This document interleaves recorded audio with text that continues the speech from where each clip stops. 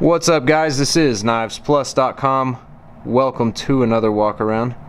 We're going to be taking a look at the new Spyderco Brouwer. This is new for 2018, and what a cool little knife, man. You could really do a lot with this guy.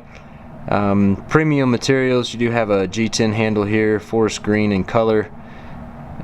Really a nice, textured like all the other Spydercos, but really gives to some added grip.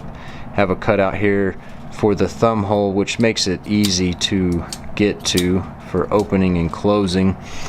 On the other side here, you do have a titanium frame lock, pocket clip, which is reversible. It's tip up carry. You could have right or left hand carry if you like. Lanyard hole here, not super large, a little bit small. Open construction, really saves weight. I mean, this thing only weighs just under 3 ounces, so super lightweight.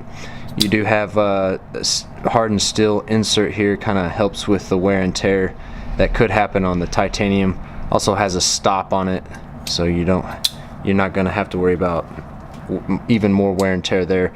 So smooth action, opens up, has a 2 3/4 inch blade made out of CPM S30V blade steel. Nice flat ground blade there, super easy to resharpen. Really just the way to go, in my opinion. It is a drop point blade.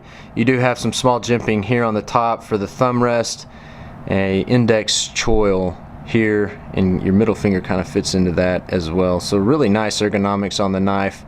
Fills the hand pretty well for being so small, so you could really do some hard use with this guy if you wanted to. Just a nice knife from Spyderco and Jerry Brouwer. I will drop a link in the info section. Get on over to knifesplus.com to learn more.